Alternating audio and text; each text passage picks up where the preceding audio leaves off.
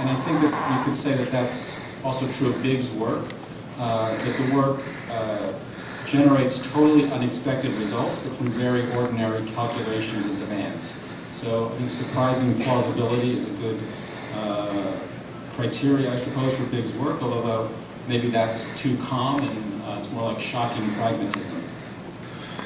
Thinking about the Big show also in relation to the Art Institute's Configuration show, which you should also go see, is a comment that I think Alejandro, who was here in November, made about two kinds of architects today: control architects and power architects. He said that control architects are interested in the internal mechanisms and techniques of form generation and design procedures, whereas he said power architects are more interested in the acquisition protocols and the cultural political arguments that go along with those acquisition protocols. I'd say that, although it's kind of an overcharacterization, the Figuration show is largely a control show, meaning that it's invested in scale, proportion, ornament, and intricacy, while the Big show is a power show, interested in size, appropriate to Big, argument, graphics, and expediency. I think, as an aside, our first year of the MArch grad program is exactly organized around those two disciplinary options of control in the fall and power in the spring.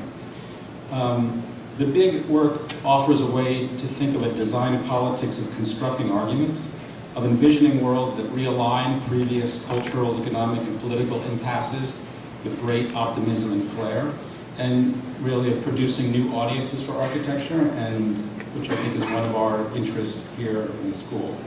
And in this way, I'm very close to introducing Bjarke Ingels as Baroque Ingels, but I'll resist that temptation.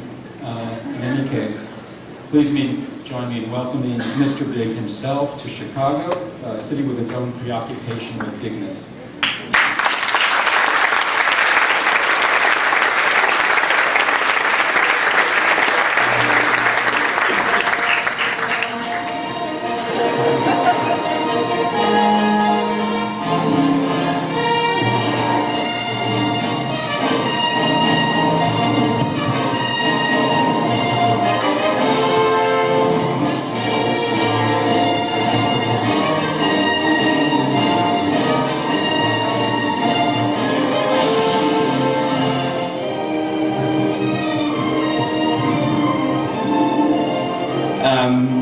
The first project I'd like to show is a project we were commissioned to do by the Danish architect. Is it possible to turn the microphone tighter? By the Danish Architecture Center, essentially to rebrand Danish design. We were commissioned together with Bruce Mao, and our basic idea was that maybe it was more interesting, instead of rebranding Danish design, maybe it could be more interesting to redesign Denmark. So we thought, what's interesting about being an architect is that you actually have the power and the means to reshape the surface of the planet so it actually fits to the way you want to live. So we thought it could be interesting to redesign Denmark within 7 different economies. One of the projects we did was redesigning Denmark within the economy of movement, where we looked at the movement of goods on the surface of the planet, and we looked at how Denmark could maybe positions itself in this global flow of goods, and how we could maybe rethink the way we use our territory and specifically our coastline. So this is the map of Denmark, but in fact there's actually 2 maps of Denmark, green Denmark and blue Denmark. And as you can see, the blue Denmark is twice the size as the green Denmark. I have sort of a limited range. The total coastline of Denmark is actually 7,000 kilometers long, which means that if we stretch it out, it can reach all the way to Pakistan or South Africa. And also the Danish coastline has the same length as the coastlines of Italy or even India. So if you look at the Danish territory, 12% of the country is urbanized, but when you look at the coastline, we find that 40% of the coastline is urbanized. This means that 2/3 of the country live by the sea. So if you talk about value, if you ask a real estate agent what creates value, he's not going to say architecture, he's going to talk about location. Location is defined as proximity to the water, or proximity to the city centers. So you'll see that our industrial harbors always occupy our most valuable plots of land. So what kind of money are we making on these areas? If you look at the total revenue generated by harbor activities, it's €1 billion compared to the 30 billion euros we make on tourism. So it looks like we're spending our best places on our worst business. But it's a really big business. 98% of all global goods traffic is on a ship. In Denmark, 75% of the international traffic is shipping, but only 7% of the national traffic goes on a ship. So somehow shipping is global and trucking is local. You can also see that the total amount of containers on the global oceans have grown exponentially since the first containers in the 50s. And at the same time, the container ships, they get bigger and bigger, and they go deeper and deeper into the water. So the European Union recently expanded to the east, and it also shows that these new European countries are currently experiencing the highest growth in the region. If you look at the Baltic Sea, every 5 years the amount of containers has been doubled the last years. And seen as a region, the Baltic region has a hinterland of 300 million people. So if you focus on Denmark, you'll see that the amount of industrial harbors has been reducing since the last 50 years. But currently, all the goods go on feeder ships to Rotterdam, where they get unloaded to large container ships and then continue to the rest of the world. So as we were studying these patterns of flows, we thought what if we could actually skip Rotterdam and then concentrate all our industrial harbors into one strategically located super harbor that could then become the main entryway to the entire Baltic Sea. The big container ships that currently go to Rotterdam, they need 20 meters of water depth. So if you look at the Danish coastlines, they can sail all the way to the Femern Belt, where then the water gets too shallow so they can't pass. This area is interesting because this is also where you have the crossing of the two main flows of goods in the region. The north-south axis from Scandinavia to Europe, and the east-west axis from the new Europe to the rest of the world. In this crossing point is also where Denmark and Germany is currently planning a new bridge. And the feasibility studies have shown that the most expensive solution is to do a pure bridge or to do a pure tunnel. And the most economical solution is to make a hybrid connection of bridge and tunnel.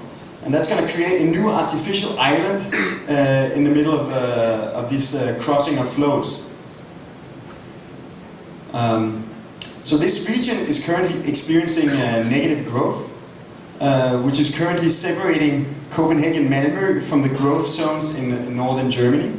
So by injecting sort of a new economic and industrial activity, we can connect Copenhagen Malmö all the way through Germany to the continuous growth belt of the blue banana from South England to northern Italy, turning the blue banana into what we call the green slingshot. Also, essentially the super harbor is going to contain all these kind of industrial and harbor related activities, and then in return it's going to liberate all of Denmark's major cities for new urban life forms. So what kind of space are we talking about? All of Denmark's 12 biggest cities are all port cities. They constitute 360 square kilometers of urban space and 36 square kilometers of harbor space. So pooled together, all of the liberated waterfronts is going to double the size of the current Danish city centers. So if we would take this area and populate it with actually start by selling it, it will generate a value that is 20 times more than the cost of creating the super harbor. And populated with the density of Tokyo, it would allow a third of the Danish population to move there, essentially allowing all Danes to live by the sea. And if you sort of pool all the liberated waterfronts together, they constitute 120 kilometers of urban coastline, which is more than 25 times the length of Copenhagen.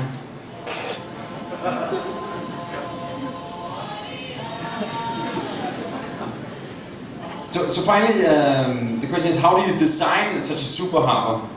Well, first you take all the areas that you need to relocate, then you reshuffle them according to program and use.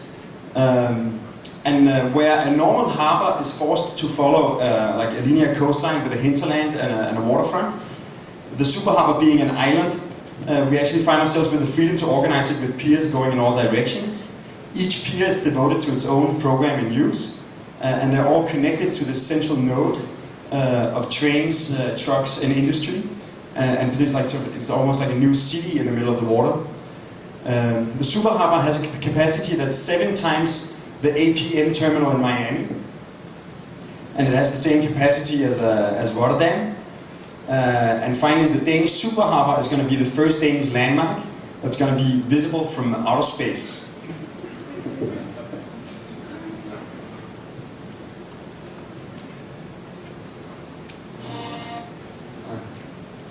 So we made this project as this idea of showing that our territory, our cities are not the way they are because that's what they have to be. They're essentially the way they are because over the last thousands of years we did it that way. And if we choose to, we can actually like rethink the way we organize things in an architectural way at the scale of a country. So it came out right when Germany and Denmark actually decided to do the bridge. Now Angela Merkel has regretted, so there's nothing happening right now. But like we got so involved in this heavy debate about the potential of the super harbor that we almost started thinking it was the logo of our company, forgetting that it's actually the logo of this man.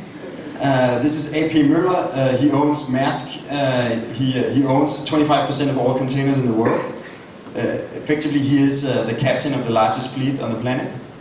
And we thought if we would somehow make the design of the super harbor sort of pleasing to him, he might be interested in investing.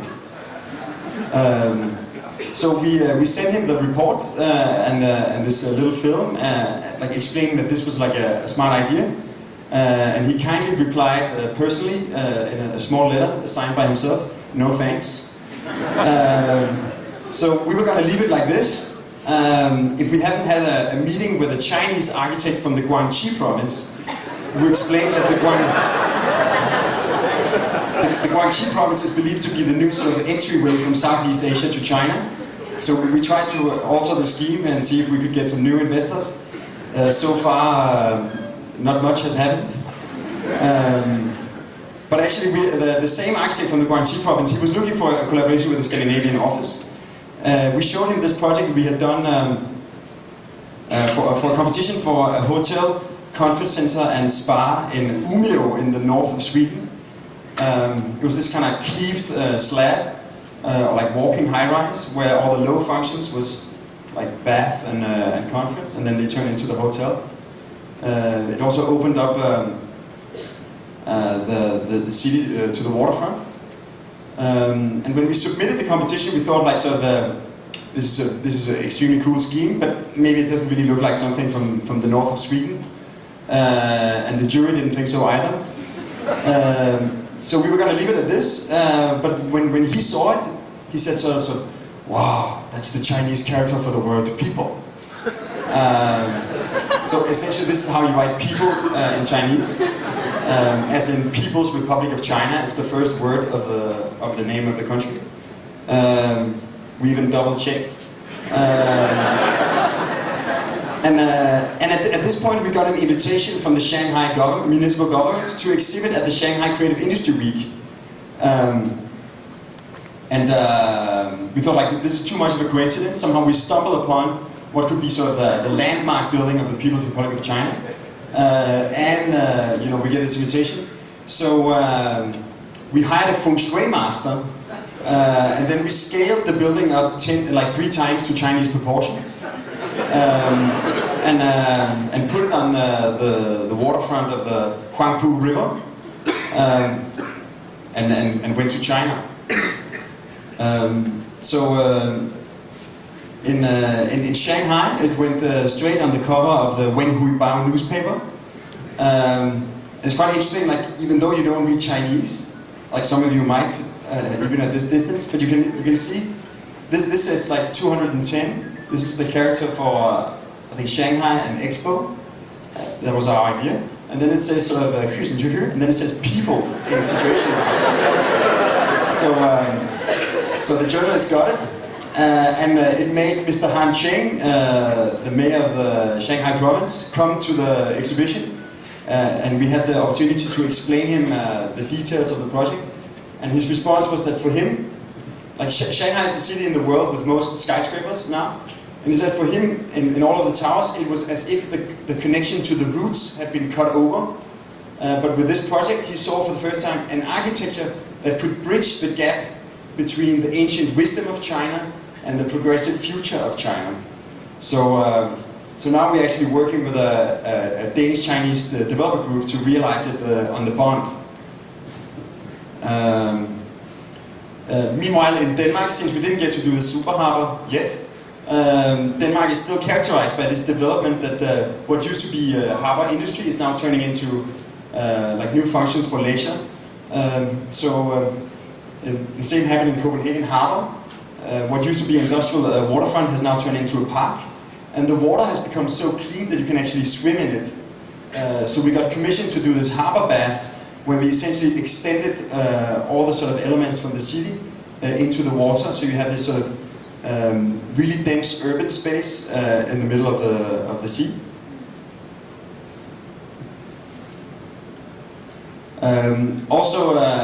Another project we recently did was a competition for a maritime museum located in the port of Elsinore in the north of Copenhagen. It's the hometown of Shakespeare's Prince Hamlet. This is his castle, Kronborg. And it's this former industrial harbor with these old dry docks and old sort of warehouses this is being turned into some kind of cultural center. And the commission was that in this new master plan, the castle of Prince Hamlet recently became a UNESCO World Heritage Site.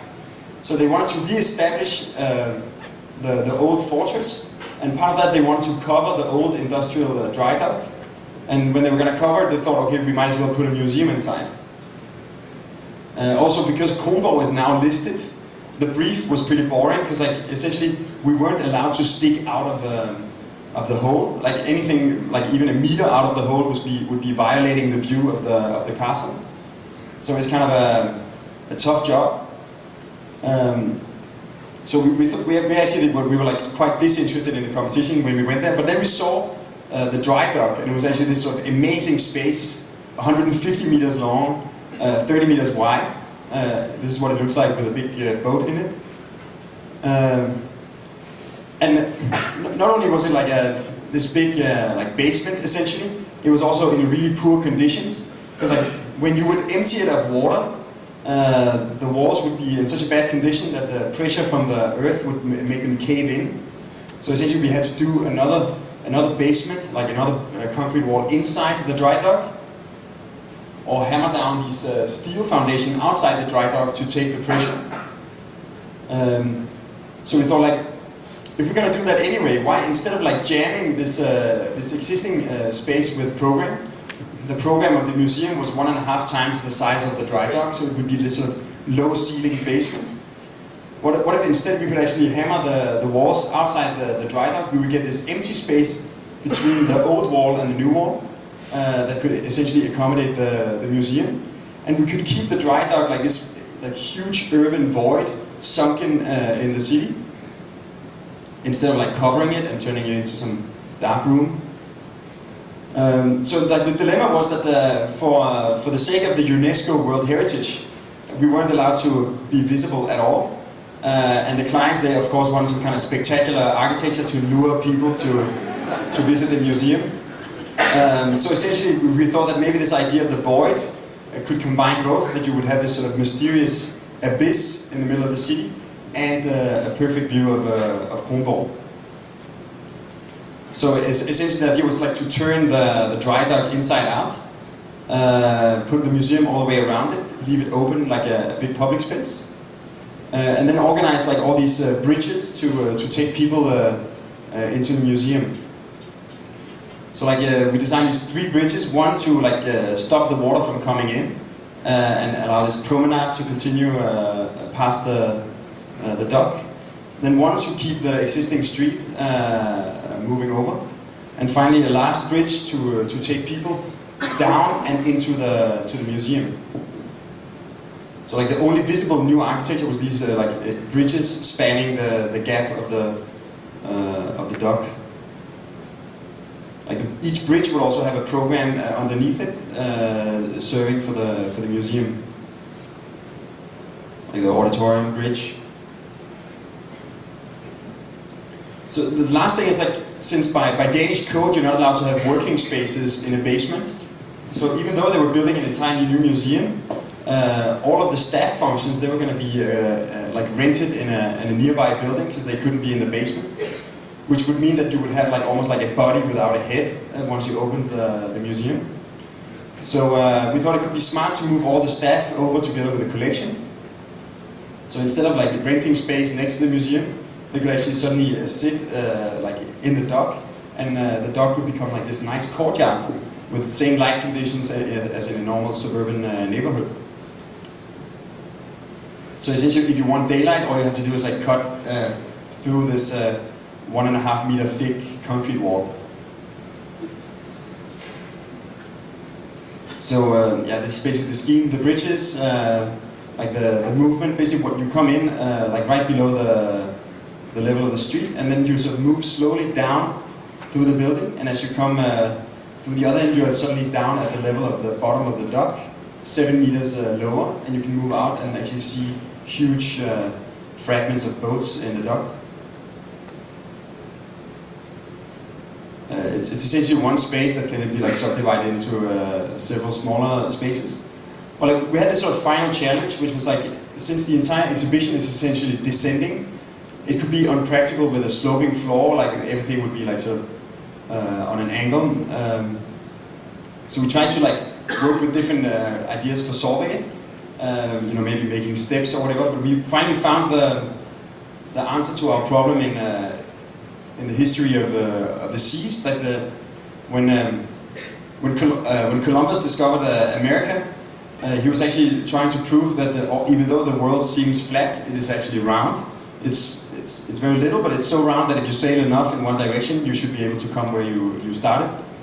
And it's almost the same in architecture, that the definition of a flat floor is not that it's completely flat, but it is that it has a slope of maximum 1 to 50, so that in 50 meters you can actually go 1 meter up or down. It's the same slope you have in a bathroom floor on a sidewalk. It allows water to come off. So since the dock is so huge, just having this continuous slope, we can actually, even though it is the definition of a flat floor, once you've moved long enough, you're actually 7 meters below where you started. And also the space will gradually transform from like being this sort of low ceiling, narrow width, into being sort of increasingly generous. And without feeling anything, suddenly you're in this sort of huge hall with 10 meters to the ceiling.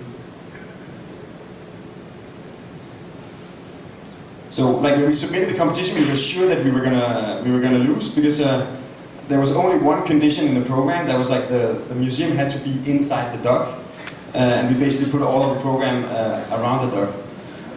But we won, and are starting to do it this spring. So, like the things I like to talk about tonight is this idea of trying to, through showing a few examples, to explain a little bit like the way we work. Bob was talking about this sort of optimism in our work. Like, I normally don't like this idea that radical architecture is normally associated to this sort of cliche of angry young men rebelling against the establishment. Like this the idea of revolution. But somehow, like, revolution is very close to reactionary, that you're always dependent on being against somebody else. And I think if your agenda is negatively defined, like by who you are against and what you are against, you are essentially a follower in reverse, like you do the opposite of someone else. So we're much more into this idea of evolution, the fact that ideas evolve, and you work by sort of elaborating on previous ideas. You pick up on some trajectories and take them further. And I actually think that Darwin, this is Darwin's diagram for the theory of evolution, he described the design process better than most people. This idea that life all of the diversity in the world, in the biosphere, evolved through excess and selection, that for each development stage you have too many individuals, too many ideas that can possibly survive. Only the most successful ones manage to mate with each other and bring their qualities onto the next generation. It's the same in the office, like we have like a lot of different ideas from different people. Then we like discuss them and try to like take out the most lame ones, but maybe the more promising ones we can sort of combine them, and they can have like mutant offspring that gradually through generations takes you to like where you want to go. But also sometimes, you know, something that was a failure in one context, like in the north of Sweden, could be a success in China. So like, I have a few examples of this sort of evolution of ideas. We were recently commissioned to do a hotel in the airport of Stockholm. This is what it looks like when you land in the airport. There's this 150 images of famous Swedish people that live in Stockholm, and they say, "Welcome to my town." And the two last ones is Queen Silvia and King Carl Gustav. Welcome you to Sweden. It's this sort of airport hotel, 600 rooms and a lot of conference. It's sort of right next to the airport. Basically, the planes fly over it. And we did this sort of avalanche of schemes. We've been working for this guy before, so like we knew a lot of his classic criticisms. And one of the things we tried to do is that we fell in love with this idea. It's an idea we call the hammerhead shark. And essentially it's taking, because like these highway hotels, it's normally like you come to this big parking lot, then all the public functions are on the parking lot, and then the rooms, they have a view. We thought maybe it could be interesting to turn the diagram upside down. So essentially like put all the public functions on the roof of the rooms. But then we tried this before, and his criticism was that you don't want to like arrive on the ground floor, take the elevator up to the conference room. 500 people don't fit in an elevator. So we thought, okay, we make the entire building like a big sort of monumental arrival ramp. So you drive up on the roof of the building to this nice conference facility, a bit like this sort of Tuscanese villa. You arrive to the conference where you have this sort of amazing 360-degree view of the surrounding landscape. And we really tested it. It was like quite proof against all his criticisms. But essentially he thought it looked like some kind of Star Wars, evil Star Wars stuff. So yeah. But you know, it wasn't going to happen. So after having spent like 6 weeks and the entire fee on this idea, he finally said, you know, I want this. You know, I want 7,000 square meters of conference on the ground floor and a big slab of offices, hotel rooms. So we thought, okay, we'll give him hotel rooms. So like we thought, okay, let's design a hotel room. So we designed these rooms, and each room has a horizontal window. Like either it's like in some rooms it's from floor to ceiling, in some rooms it's like more like a narrow band. But in most of the rooms it sort of expands and contracts. This is the same room seen from the outside. And then as you move away, it gradually turns into this sort of a nice image of Princess Victoria. And basically, like, so we thought this particular team was male dominated, and we thought the two princesses are more or less my age, so we all sort of grew up fantasizing about becoming king of Sweden. So the idea was to put Princess Victoria on one side and Princess Madeline on the other.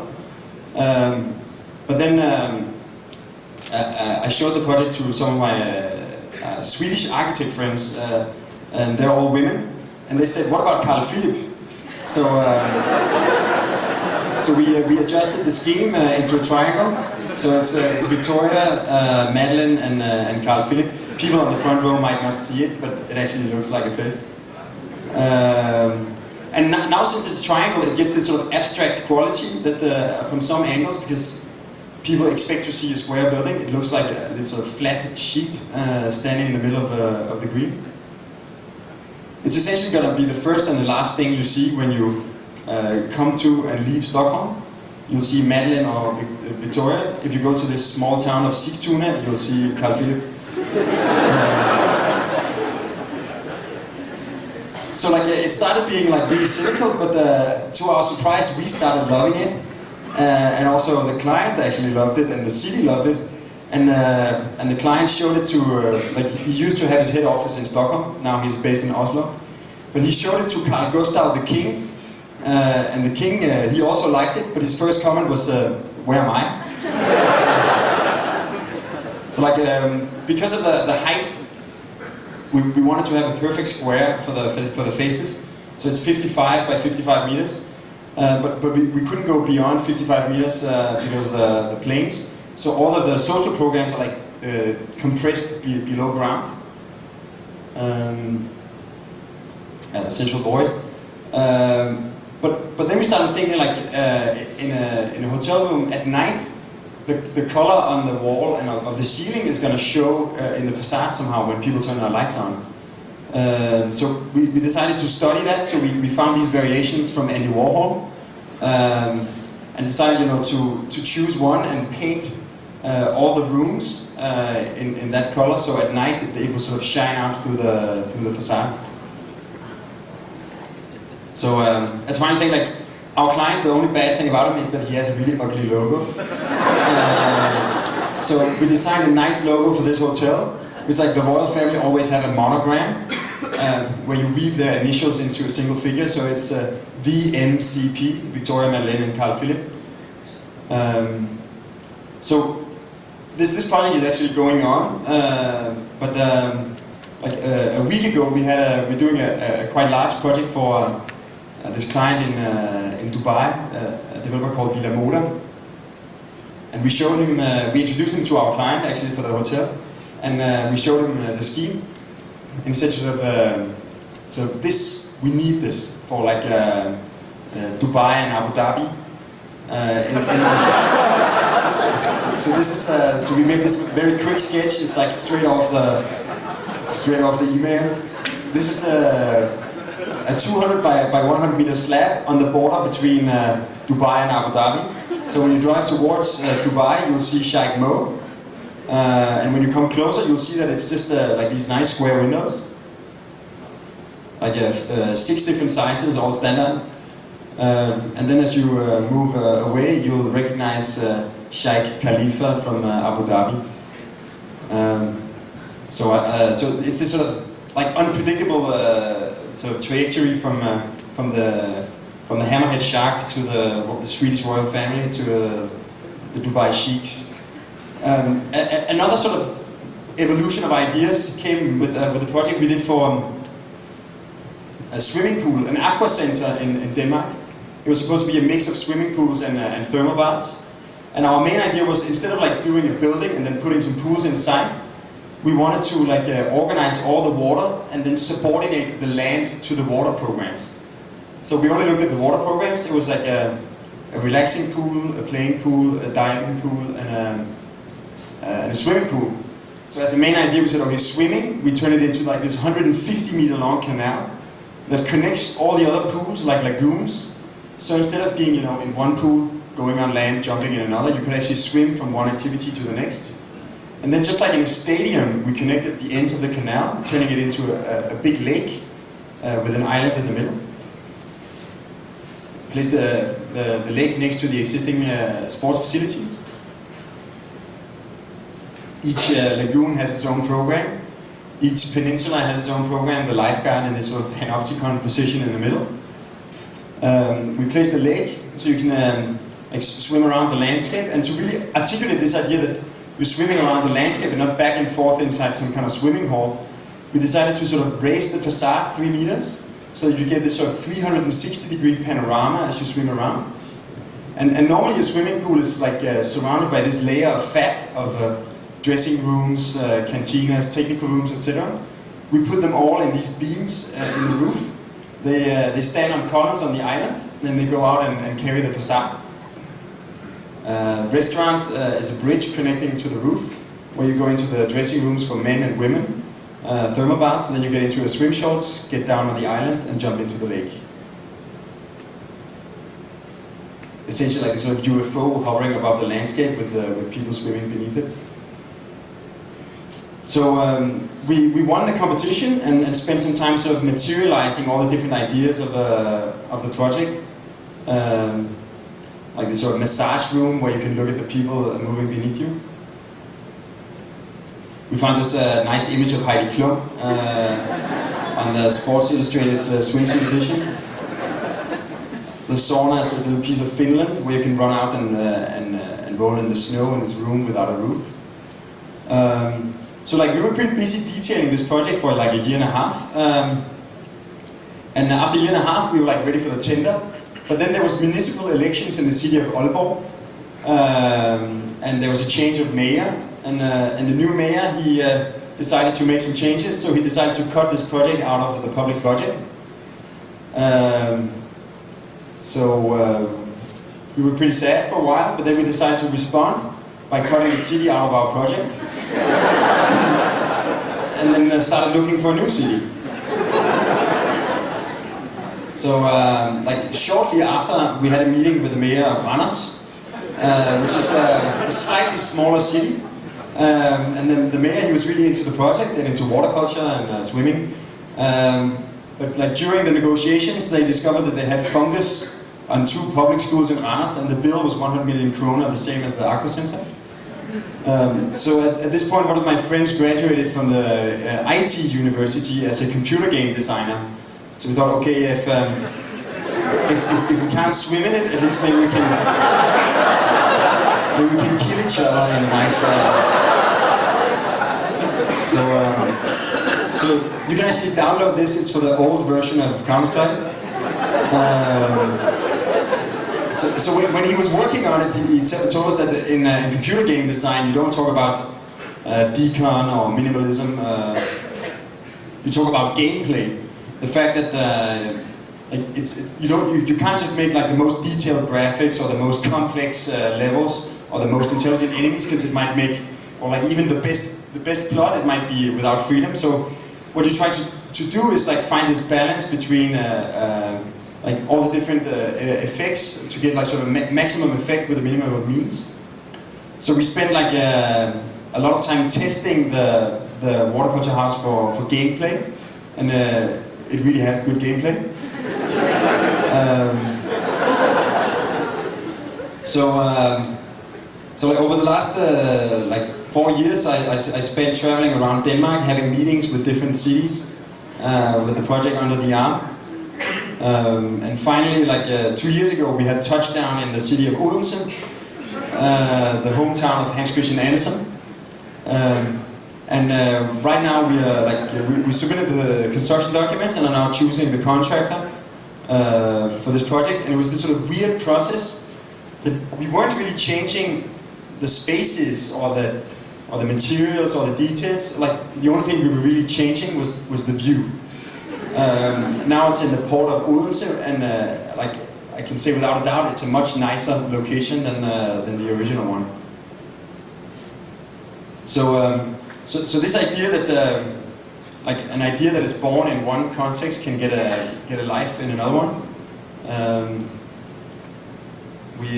We finally sort of materialized in this project that started out being for a public space in Copenhagen.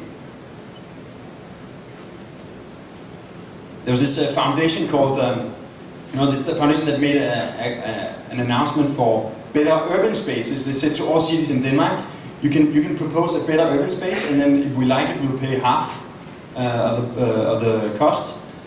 So since we're from Copenhagen, we thought it could be cool to do a project in the middle of Copenhagen, but as you can see, it's already fully built, except maybe for the roof. So we found this roof of an existing department store in the middle of the city. And the idea was to put like a 3,000 square meter big public space on top of the roof. But since it's not one building, but actually a series of buildings grown together over time, the challenge became how to turn these different levels together with the level of the street. So essentially like vacuum forming a public plane on top of an existing silhouette. We found out that there's this double facade on the department store where we could actually sneak in an escalator, taking people to the roof of the building without entering the department store. There's also a parking, so you know, for Christmas people could drive up, buy their Christmas tree, put it on the roof and drive down again. And also Copenhagen is completely flat, so this could be like the introduction of some skiing opportunity in the middle of the city. So we made this project for this call for ideas, and the foundation, they loved the project, said okay, we'll pay half on the condition that the department store and the city is going to pay the other half. It looked really promising. Until the department store announced their annual report, and it looked really bad for a few years in a row. Then finally they got sold to these Icelandic investors, who then stopped answering the phone. While we were sort of waiting for the plaza to happen, we got invited to do like a social project in an existing sailing club, also in Copenhagen, in this sort of socially challenged neighborhood. There's this idea of teaching the local kids to like rig sails and tie knots instead of stealing cars and painting graffiti. So the sort of hybrid between social activity and yachting, sailing. But like when we read through the program, it became clear that there was one condition that was like extraordinary, is that the site was extremely polluted. It was so polluted that a third of the building budget was reserved for simply digging up a meter of the topsoil, putting it on trucks, driving it 1 kilometer around the corner to a new landfill, dumping it in the water, and then paying a deposit tax of 3 million kroner. So it sounded like really insane to spend that much money on just like basically covering the problem and then moving it. So we figured out that, we found out by having our engineers analyze the pollution, that the pollution that's there, it doesn't vaporize, it doesn't like interact with the surroundings. So when you dig up the topsoil and put new soil, it's a bit like putting a lid on it. So we could just do that by putting a big terrace on top of the site. And when we would hammer down the foundations for the terrace, we could hammer some of them deeper, turning it into like a beach. Some of them could stick up, becoming the clubhouses. So without like designing anything, we showed this. It was a small invited competition. We showed it to the clients. They said, you know, consider the wooden deck your own social collage. Find out what you want, and we'll do it for you. That turned out to be a successful approach. So they chose us as their architects without having seen anything we would do. So we started by making this sort of nice rational grid, almost like Miesian in plan, but in section it turned sort of more soft. Essentially, like at some point it becomes a beach. Other places where it's lifted up, it becomes clubhouses, workshops, storage for boats. And it's based on this sort of very rigorous grid, so it's a quite simple structure made by carpenters. But when you apply the last layer of wood, it becomes this sort of smooth finish, like a dune landscape in wood. Like by code in Copenhagen, you're not allowed to build closer to the water than 8 meters. But here, because the city saw this as like a public place, we could move all the way to the water edge. Also, you're not allowed to do any surface that is steeper than 1 to 20. This is like 45 degrees. It's so steep that you can actually slide on it with a normal pair of jeans. And essentially it's because like the city saw this as landscape, not as building. So the materials are like, it's all like extremely simple, so that the sort of organic landscape of the deck is the main event. And because by sort of moving money from the problem, which was the pollution, to a potential, which is this big public space, it really became this space where the people from the neighborhood, they come to hang out. It's not just 400 square meters of private clubhouse, but like 2,000 square meters of space. So this brings me to Copenhagen. Like most of the stuff we've realized so far is in Copenhagen, and all the projects I'm going to show now are part of what we call the big Copenhagen experiment. This This idea that we're gradually trying to, as all architects do, leave an imprint on the city we live in. Starting with this house, this is my house. This is my flat. This is the view from my flat. Onto these the sort of landscape of balconies. Balconies that our client, he called the Leonardo DiCaprio balcony. And what's interesting is that essentially they form this sort of like this is the first building that was done in this new part of town. They extended the subway into a big open field.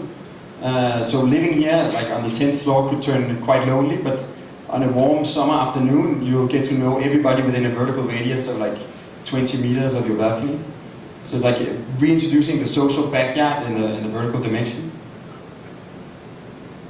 The houses are called VM because they're shaped like a V and an M, because basically we took the classic square block and then we sort of manipulated it so that all the apartments, they have like straight views of the surrounding landscape instead of looking like directly at each other. As a result of this zigzagging, what started out as being like quite rational apartments turned into this sort of orgy of more eccentric types.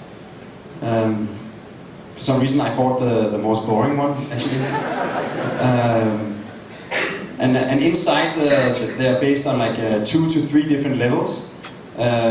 Basically, everybody we knew at the time of designing it that had bought an apartment, they spent the first 6 months like tearing down walls, making bigger spaces. So we decided to make only one room, but like make it on multiple levels so people could sort of interpret their houses differently and turn them into like the kind of flat they wanted.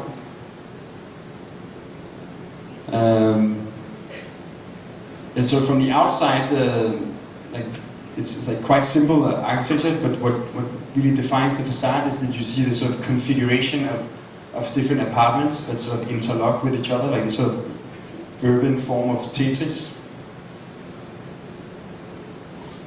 So because the idea of the project was that it should be the configuration of the apartments that was the sort of architectural identity of the houses, we chose like really sober materials, like this sort of Scandinavian aluminum, wood, glass, concrete, very simple. But for the 2 main entrances, we were going to have this sort of, what is it, like 800 square foot big blank wall, all closed, just with a door in it. And we thought like it was going to be too depressing just to come home to this sheet of aluminum and go through your door. So I just been to Brasilia, the capital of Brazil, where you have this sort of white modernism on these sort of very colorful ceramic sockles. So I tried to propose to our client that maybe we could do something with color and ceramics, maybe some form of artwork or whatever. And the client, he responded, you know, I'm a developer, I'm not a sort of philanthropist, I like aluminum. So then I had dinner with one of the curators from the Venice Biennale at the top floor of Arne Jacobsen's Hotel Royal in Copenhagen. And I saw this painting and I asked the waiter, who's this? And he said it was a portrait of Alberto Co. It's the name of the restaurant, but it was also the name of the director of the hotel when it was being built. And the painter was none other than Arne Jacobsen himself. So I like this idea of the Danish modernist being this sort of Renaissance man who would like design his client's house, paint his portrait, hang it in the restaurant named after him. So I told our client, Per Høfner and Axel Frederiksen, that it was almost like this sort of Danish modern tradition that architects would pay tribute to their clients by painting their portrait. But since I'm not a painter and since our canvas was a lot bigger, we took these sort of standard bathroom tiles of 10 by 10 centimeters in 10 different standard colors and put them up in this sort of nice wall that turns into this pretty portrait of Per Høfner. Like this is sort of this is the entrance to the kindergarten in the M house. And one morning I was out there was this mom with her kid, and then the kid asked her, "Mom, who's this?" She said, "It's Elvis."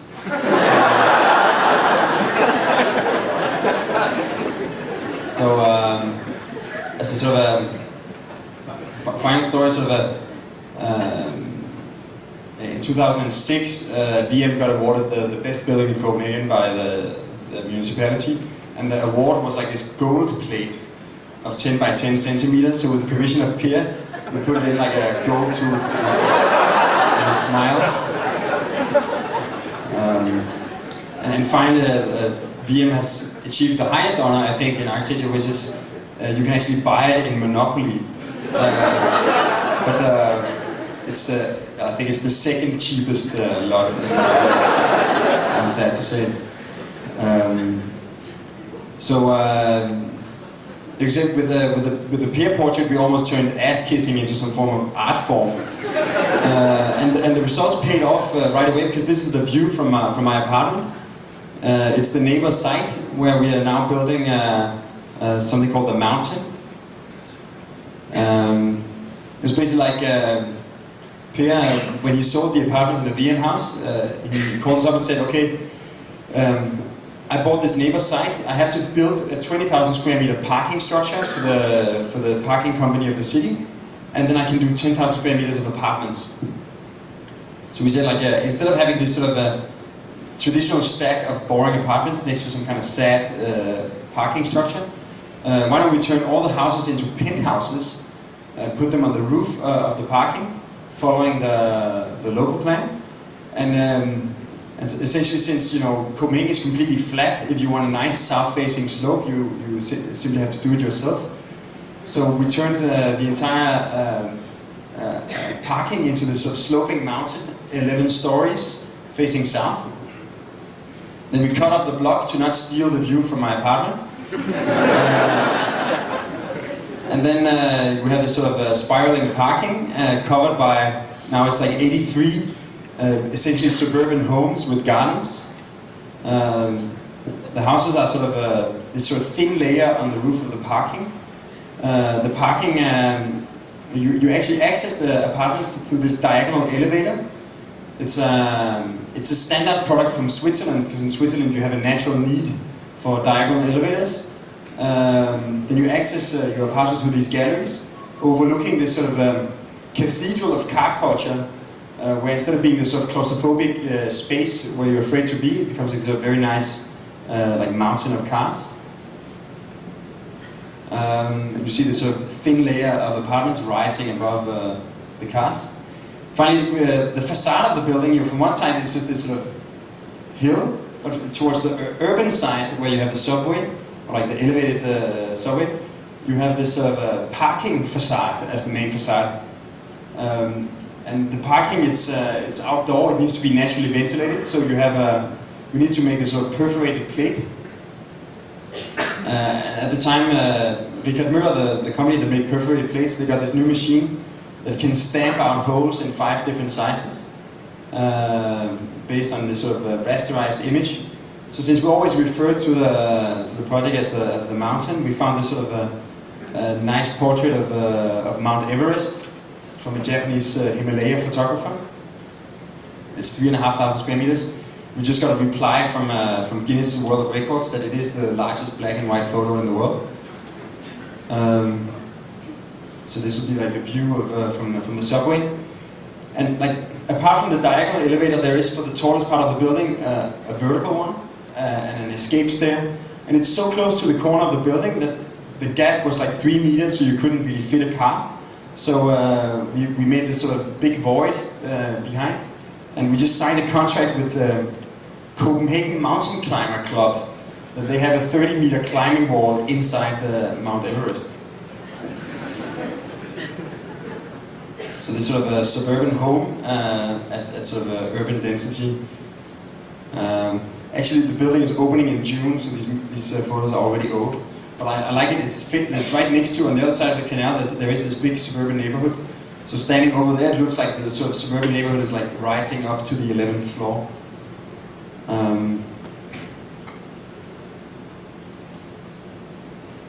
There's this sort of Danish poet who made like an attack on the gentrification of Copenhagen. He called it Copenhagen, the suburban neighborhood upside down, like, or on the side. So he made it as a criticism, but we took it almost like the program for this project.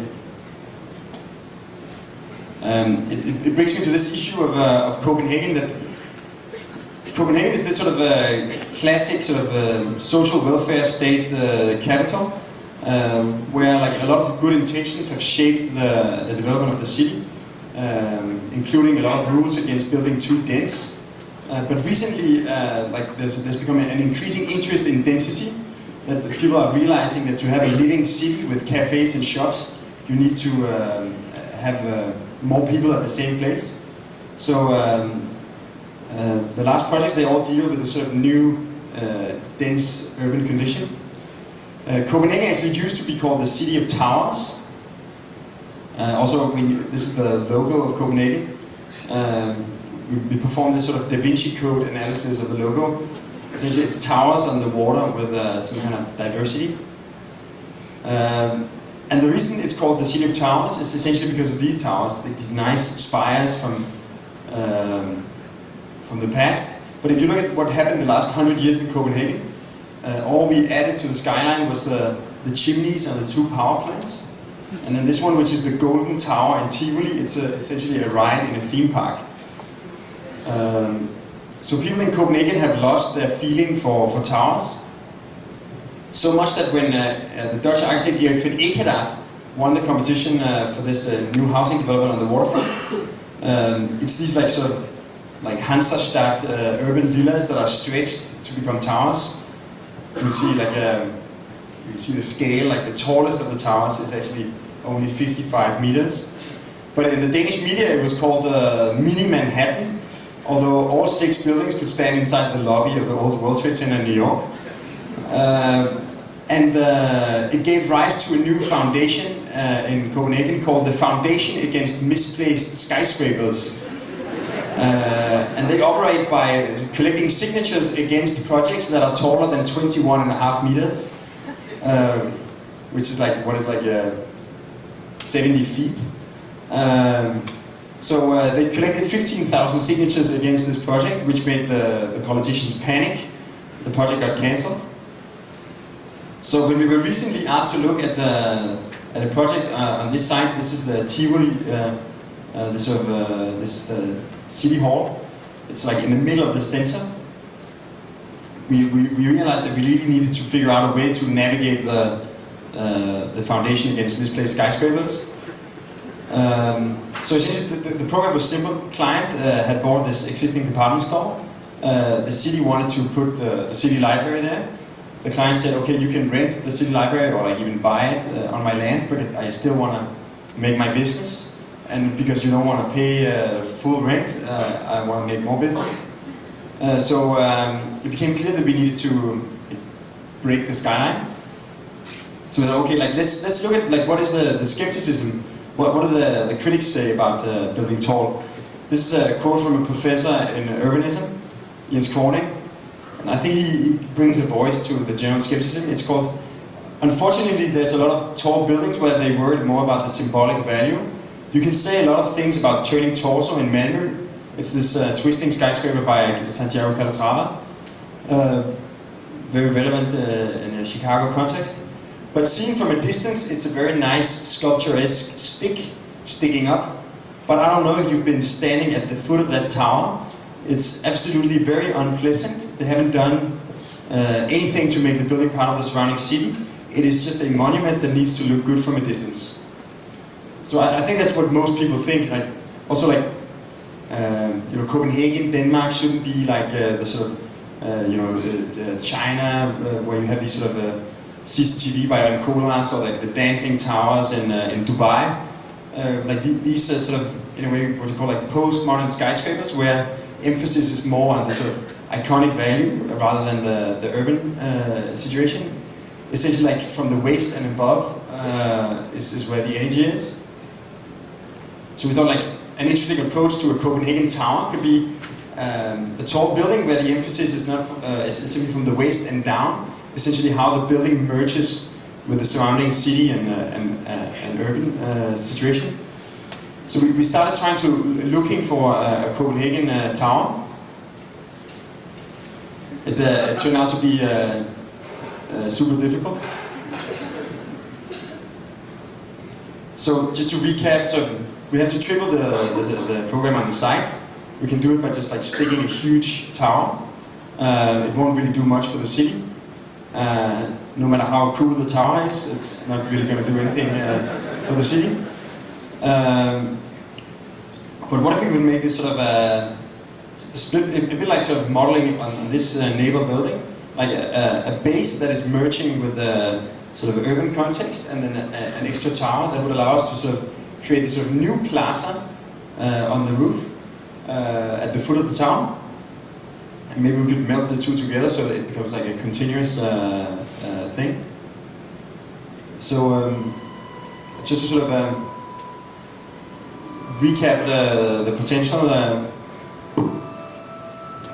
it's within sort of what we call the metropole zone, which is in the sort of axis between City Hall and Central Station, Tivoli, and the Circus Building and Palace Cinemas. It's right next to the Arne Jacobsen Tower and the Alberto Pro restaurant. So essentially the idea is to put like all these different programs, focus all the public programs at the base, create these sort of two new plazas, and then by melting the tower and the base together, we create this sort of urban ascent to this new roof plaza, from where you have like views in all directions of the city. So, although Copenhagen is considered to be this sort of traditional Scandinavian city, seen for instance from the central station, it's quite modern. You have Arne Jacobsen, all the neighboring buildings are quite modern. So basically at the base you have the main entrance to the city library. You can also move around and climb this sort of massive urban stair to the roof where you have this sort of view of the central city and the Tivoli Gardens. Here you have like the restaurant for the hotel conference center and also the top of the library, which is this sort of other urban space inside the building under the staircase with these reading rooms and cascades. Seen from the City Hall, it's sort of an extension of the urban block where only the tower sort of escapes the proportions of the city. The only place in the city core you can see it is from the roof of the round tower, and that disappears behind the church. It's sort of guerrilla modernism. And it seems like depending on where you are in Copenhagen, the nature of the city changes. Here it's like quite modern. It looks like a completely generic slim tower. And it's only sort of from the waist and down as it sort of approaches the city that it sort of starts twisting to merge with the surroundings. And this sort of monolithic envelope turns transparent at night, where you can see all the public functions inside this escalator that takes people straight to the roof. And this sort of nice generous public space where people can meet in front of the entrance to Tivoli before they go in. And again, this sort of merge of the sort of essentially a melting modern tower. So you can see this sort of cascade of different public programs ending in the hotel. On the roof you have a spa with a roof garden. And this sort of exterior public space, we like to describe it as this sort of Scandinavian version of the Spanish Steps in Rome, but this sort of like vertical urban space. And inside you have the library. So essentially trying to define a sort of Scandinavian tower as this sort of building where emphasis in the architecture is on what it does for the surroundings. Another attempt we made at another sort of high density development is this place in Copenhagen. This is the most busy street accessing the city from the north. So this is the place in Denmark where you have the most cars in a day. We won a competition for a building here. And we had also done like the small fat building and then a really tall one. And then the city architect said, okay, if you want to do a tall one, it has to be on this sort of what do you call it, flat iron kind of site, where there was actually space for another building. There's this modernist student residence. I used to live in this building. So we thought like there would be space for one more, but to make it sort of interesting for the clients, and sort of urbanistically we could make it sort of extremely tall. But then we started sort of looking at skyscrapers in general, and you see the skyscraper is this sort of American typology, and it looks the way it does because of when buildings get taller than a certain height, the primary structural load ceases to be like gravity and starts becoming the wind load, basically the wind pushing the building. And that's why most skyscrapers have like deep plans, square, so that for any given wind load they have an equivalent foothold that can sort of hold the building in place. But we thought it could be interesting to this Scandinavian skyscraper, a very thin building where the distance between facades would be so little that you could actually make it naturally lit and with natural ventilation instead of being dependent on air conditioning and electrical lights. The problem is that you get this extremely unstable monolith where you have the biggest wind load, you have almost no foothold. So we were like trying to struggle this issue together with the engineers until we came up with what we call the Asia Tower. Essentially 3 square towers that merge into a slab that faces one way at the bottom and another way at the top. The central tower is completely straight, and the 2 other towers they change places in a 45-degree angle. So that means where you have the biggest wind load, you also have the biggest foothold, and where you have almost no foothold, you have almost no wind load. So yeah, we call it the Asia Tower because we found out that MC Escher, the sort of Dutch graphic artist, already did the same scheme. 3 square towers merging into one, facing one way at the bottom and another way at the top. But where sort of the interest of his art is that it looks like it works graphically, but it's impossible to do it in reality. In our case, you know, it might look surreal from some angles, but it's actually like a super rational building.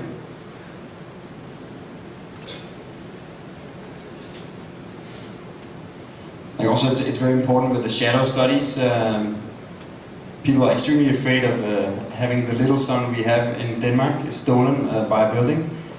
But here, like from 12 o'clock, the shadow lands on the highway and then it moves into the park. Even the longest shadow is the thinnest. In winter, it's simply dark. So when we started drawing the plans, we thought like it looks like the building is twisting, but if you study the plans, you can see that there's no turning, there's no odd angles. It's all like 90 degrees only. But it's essentially like you can really see that it consists of these 3 square towers. The central tower is completely static, and the 2 other towers change places. So it's actually a quite sort of affordable way of doing something funky. And although from some angles it looks extremely feminine, when you see it straight up, it just looks like a boring building. And you have to sort of color code the facades to see what's going on. So this could be sort of another stab at the Scandinavian skyscraper, a building so thin that it can be based on natural daylight and air. And sort of, although it generates this sort of very expressive architecture, sort of almost like a Zaha Hadid, it's sort of purely shaped by common sense.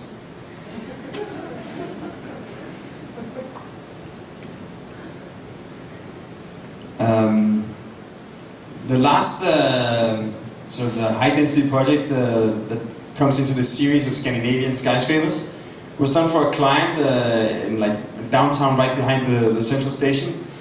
They also wanted a 300% floor area ratio, actually 400%. So again, we thought, okay, return to the tower study. Essentially, nobody in Copenhagen hates these towers, like not even the Foundation Against Misplaced Skyscrapers, because like they're like nice, adventurous, beautiful.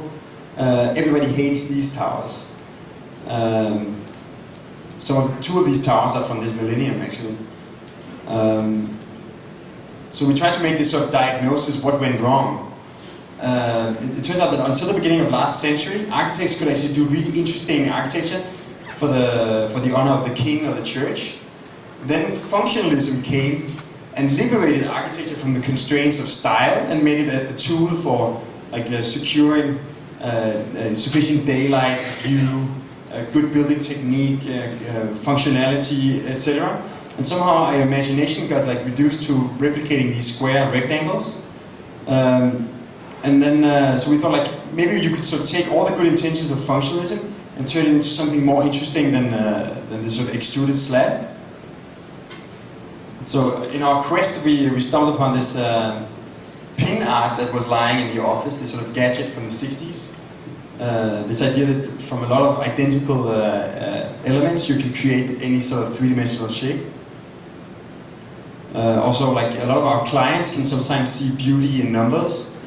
And finally, we found this sort of installation by Maya Lin, where she made a natural landscape out of the same wooden sticks. Cuba. So also the site is quite interesting because it's right next to this meat packing district in Copenhagen. It's one of the most perfect realizations of a functionalist neighborhood. And then on the other side you have this sort of more traditional city, so it could be a perfect place to try to weave the quality of the two directions. And as a final thing, in Copenhagen, in the post-war reconstruction of Denmark, the state supported the housing, but they would only support projects that would use prefabricated concrete elements, because they saw that as the future. So in the next 20 years there was only prefabricated concrete element buildings, so that now the in situ industry has disappeared. You can't do anything on site, everything has to be done with elements. So instead of like doing some kind of crazy shape and then trying to squeeze it into the production apparatus, we thought, okay, let's make a homage to the Danish building industry. So we divided the entire site into the favorite module of the building industry, which is 420 by 420. And then like sort of we consider the site this sort of elastic rug where we could like pull up these urban peaks, and then we would simply adjust it to the resolution of the module, getting this sort of a pixelated mountain, or like this sort of hybrid between Gaudi and Hermann Herzberger. Like a friend of mine, a journalist from Icon, she called it Greg Lynn at 72 dpi. So essentially like a pixelated blob. So instead of like a perimeter block, you have like these zones of intensity. Like the courtyard becomes a canyon. And like the real estate agents, they normally tell you that the most attractive apartment is the corner apartment. In this project you only have corner apartments. And then as you move away, they melt together into this sort of soft landscape. Also, like designing apartments becomes super easy. It's just a question of, you know, you get these corner apartments with nice terraces. The plants also more or less design themselves, almost like watching crystals grow in a laboratory.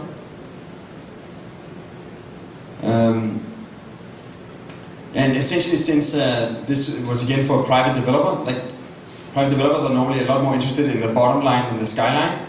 So they also worry a lot about like, can this be built in a smart way?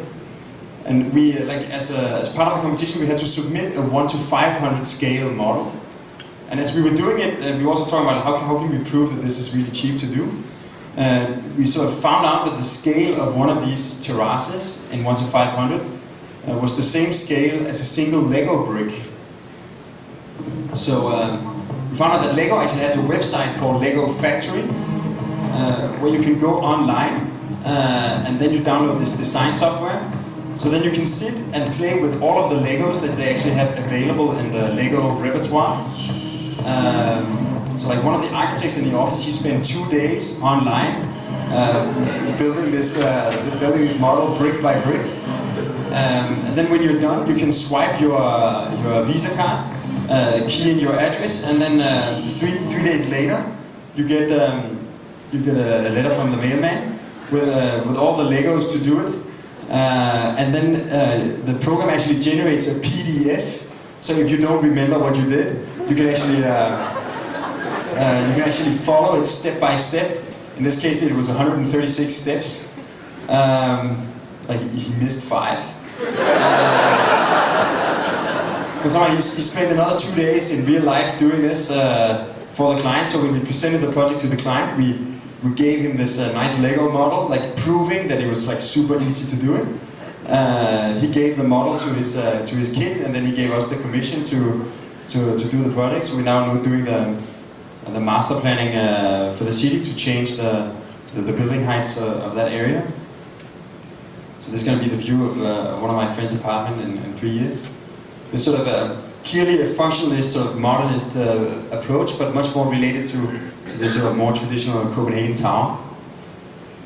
So since we started this Lego madness, when we got invited to do this exhibition at Storefront and now Graham Foundation, we thought it could be interesting to take it further. So we asked Lego if they wanted to sponsor 250,000 Lego pieces and 2,000 Lego people.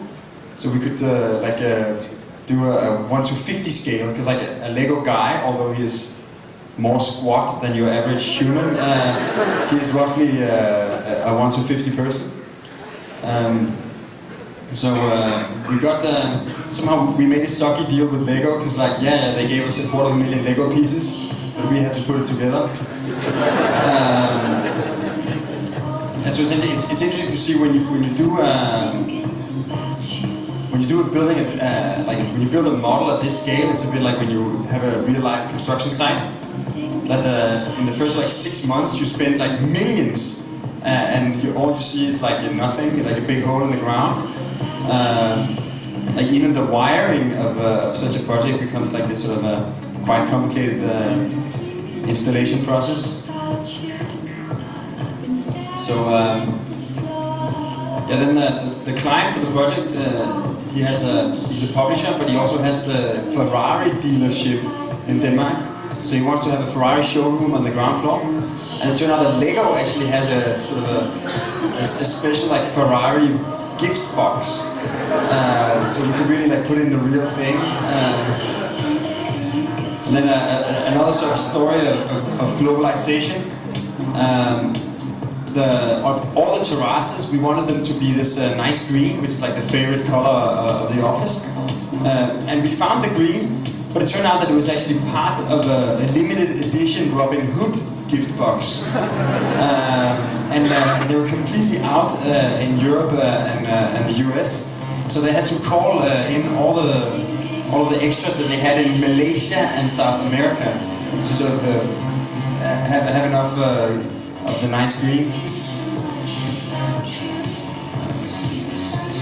Also, since the footprint of the building gets smaller as you get higher, it's gonna go faster.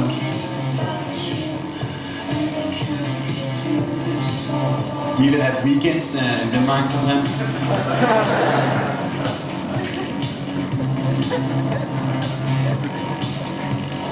Yeah, so basically,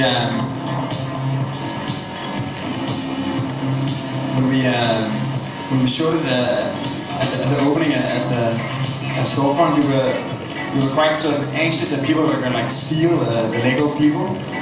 But some of the people brought their kids who like considered it almost like a shrine. So they left extra Lego people that we hadn't seen. So the first time where the project grew during the exhibition.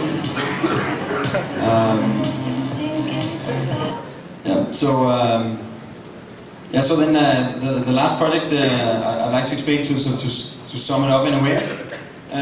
It's been like all of the work you've seen so far, although we sort of like there is this evolution of ideas, we try to sort of like proactively recycle ideas, or like sort of relaunch failed projects, or like things get their own life. But like most other architects, we always wait for somebody to announce a competition or like a client to call us before we start reflecting on something. But since we're architects, we always deal with the sort of development of the city. We should somehow be the best suited for like speculating on the future of the city. But somehow we always leave it to those with power, the politicians, or those with money, the developers, to like really sort of put forward a vision for the future of the city. And we're the same. Except in this one case, like 2 years ago, there was municipal elections in the city of Copenhagen. And the social democratic mayor candidate, she came with a proposal to make 5,000 affordable homes within the next 5 years in Copenhagen. And that's because like over the last 10 years, the real estate prices have gone up so rapidly that it has become so expensive to live in the city that the people with a normal income, like policemen or nurses, they can't afford to live there. And as a result, the city hospital, the Kingdom that you might know from the Last Frontier movie, they have 35 vacant positions for nurses, simply because there are no nurses living in the city anymore. So we thought, okay, this is a great chance, but where's she gonna put it? We thought like we could maybe give her a hand, and quite quickly our eyes focused on this big green spot in the middle of the city. It's like surrounded by like suburban neighborhood in industry and dense city. It used to be the airport of Copenhagen in the 1920s. Then after the Second World War, it turned into this fugitive village for Germans and people from Poland. This sort of barrack city. And the barracks that they were living in has now turned into to dressing rooms. Like some of them have turned into dressing rooms for 10 football teams. Because now it's the home of 40 football fields. It's essentially one of the most significant green spaces in Copenhagen. So like to propose to build on it would be a complete political suicide. But one of my friends, he has his office out there, and I went out to see him, and I just noticed that, you know, along the perimeter it's not really football fields, it's more like old train tracks, some like dog toilets and like different things. So since the green field is so huge, it's actually called the Clover Field. So I was completely psyched when the Cloverfield movie came out. There is no relation, I think. But we thought, you know, what if we could actually buy a narrow strip of land all along the perimeter of the sports fields? You know, we would go in a big arc all around the existing facilities, clubhouses, like special fields, etc. There's actually a place in Copenhagen where the Copenhagen football team is playing. They have, you know, housing 15 meters from the fields, so we would use the same distance. Also, there's an industry area with an oxygen tank that, in the case of an accident, it has a blast radius of 200 meters. So we stay outside the 200-meter radius. And then essentially, when we go close to the suburban neighbors, we go really low. When we are like in more free space, we can go higher. And when there's absolutely no one near, we can go really high. So rather than having a sort of monotonous wall, we get this sort of pearl string of different sort of typologies, from individual row houses to perimeter blocks to towers. In 3 spots, we lower the building all the way to sort of touch the ground, so people can move over or like access the roof. And where you would normally like arrive at the Cloverfield from the side streets. We make these huge arches, like gateways, like this sort of 19th century engineering or like Roman viaducts. And then finally we preserve the view from the Cloverfield to the precious skyline of Copenhagen. So like nowhere would we block the view of the towers. And actually our own football team is playing out on this green field. And everybody complains that it's like super windy. So this could become the sort of architectural shelter for the games, and we could provide a minimum of 2,500 spectators for each game. So essentially, by respecting the football game, the distance to the neighbors, we create this sort of meandering wall, essentially like the Great Wall of China, where the roof becomes this like nice park where you have a view of the fields.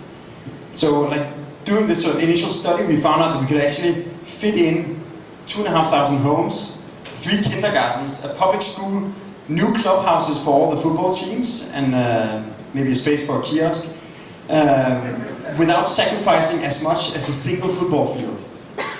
So rather than choosing between sports or housing, you could actually have both. Like in the 20s, the Danish critical regionalist Kai Fisker made the first city block that was where the courtyard was not like some kind of dark space, but like an oasis in the city.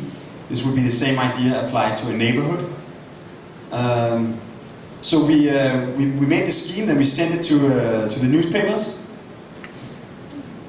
When the elections were over and the Social Democratic mayor won, we sent her a big bouquet of red roses, socialist red roses, and then a small booklet explaining the project.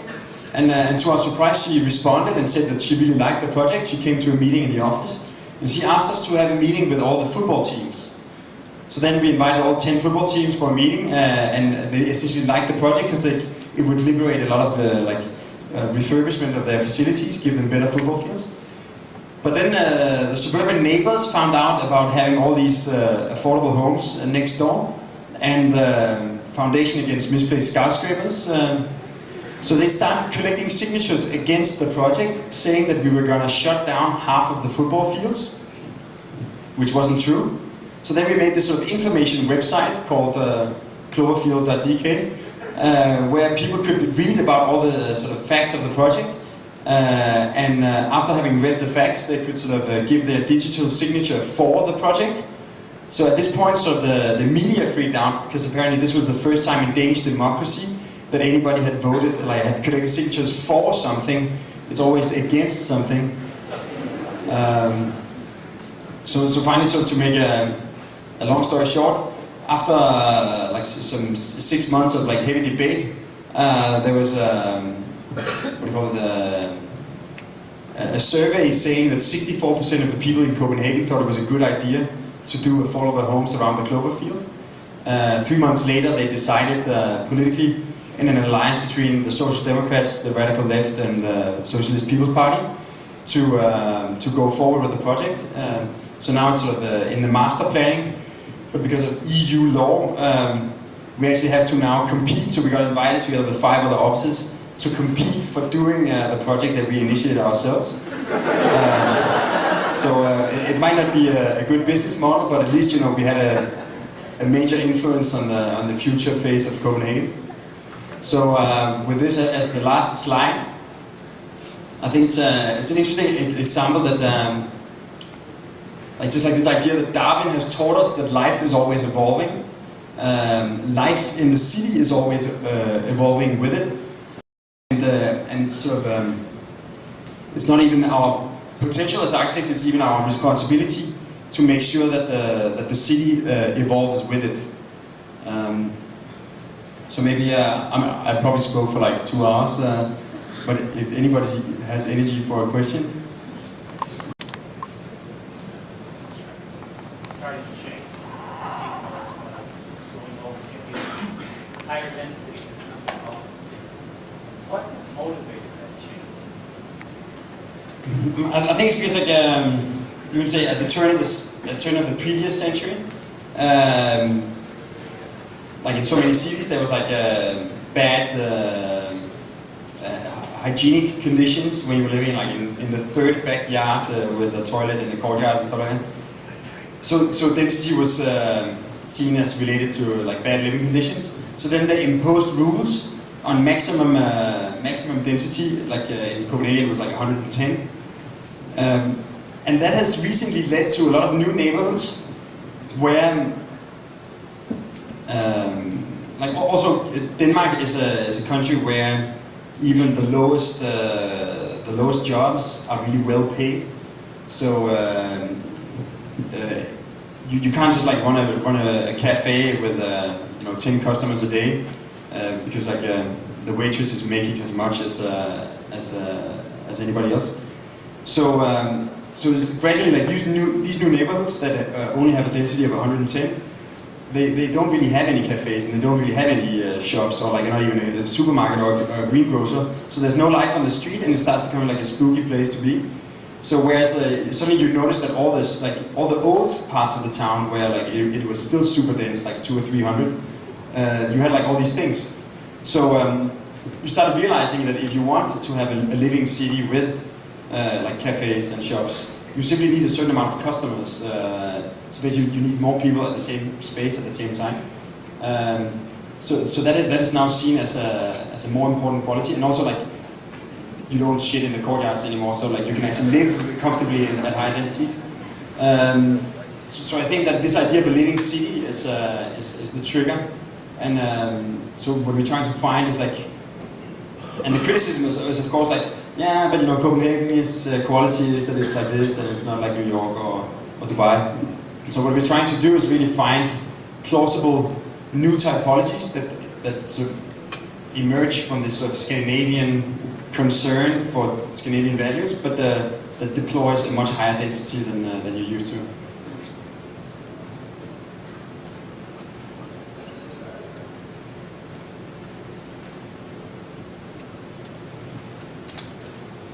We should have a minimum of 2 more questions, then it's okay.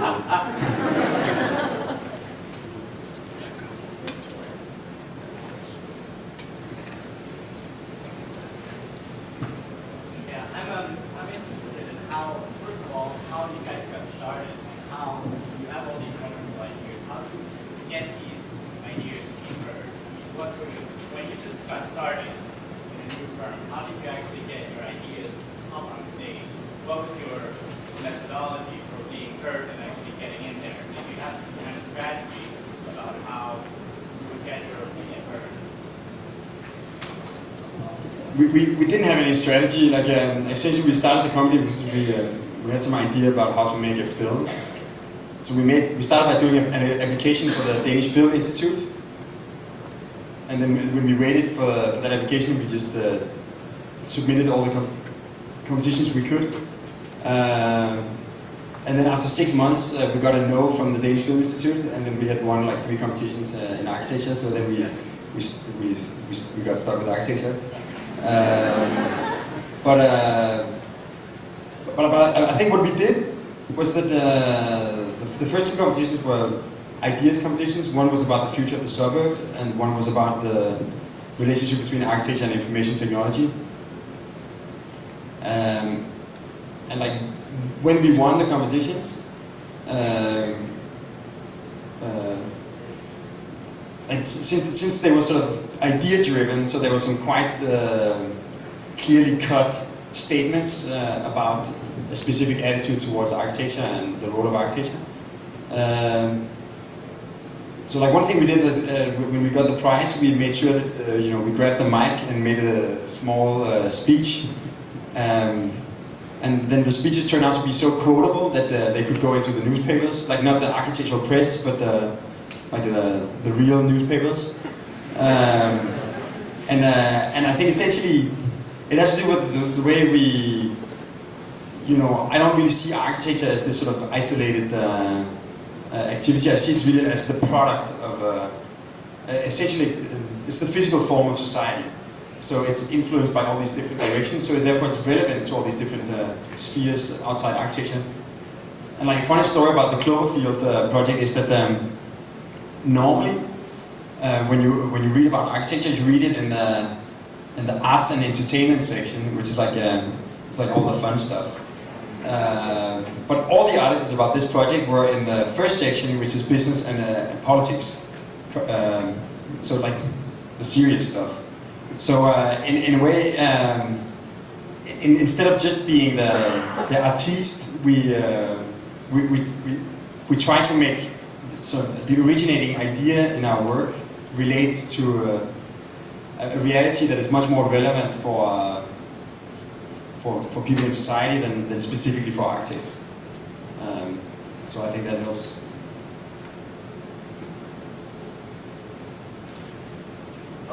And to build on the same question, how does your office work, like its structure, besides building like a house and stuff like that? A bunch of architects that are obviously practice people, like what's kind of the build up of how you guys all work together? I think the main secret is that we have here's the main secret. Is that we have like an extremely high rate of students in the office, and like I think now we are approaching like a 50-50 ratio, and then we have a high rate of foreigners. So we have bit more than 22 different nationalities in the office. So like the student part really has to do with the fact that I was also myself an intern in a foreign office.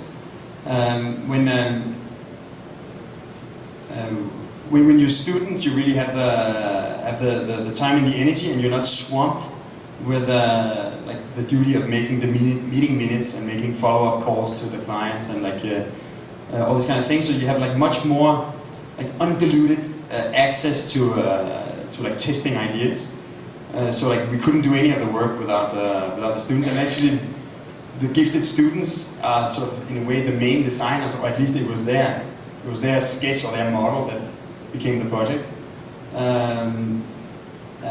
And then the amount of foreigners has to do with essentially getting as many perspectives and as many different skills like into the office. Also, like, you know, people learn from each other. So like even though people from abroad, like normally they do like a limited time internship, like 1 to 2 years.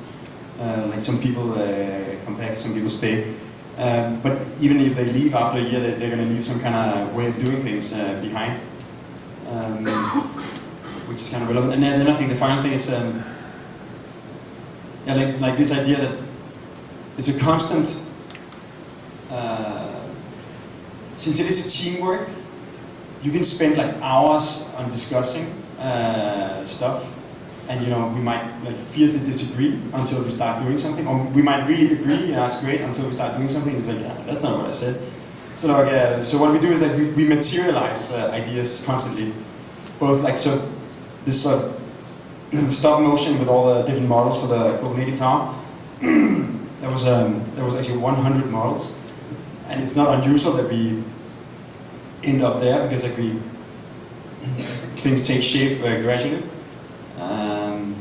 Or it's in the form of a diagram or a statement or like some kind of specific item. Like we never discuss anything that's just floating around. It's always about this one or that one. And I think the trick of that is that it makes it less some kind of disagreement between you and me or him and her. But it's, you know, we're talking about the model or that model, so it's a lot easier to develop things and not get stuck in some kind of what do you call it? Some kind of unresolvable conflict of egos.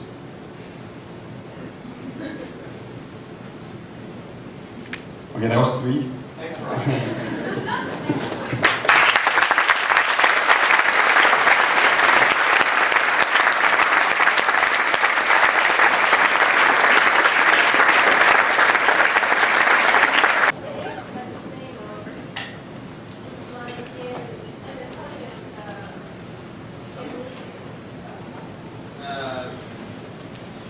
The main idea was that we thought it would be interesting to, instead of showing random work you're creating, to show in the case of organization 7 projects that are all in the process of being materialized.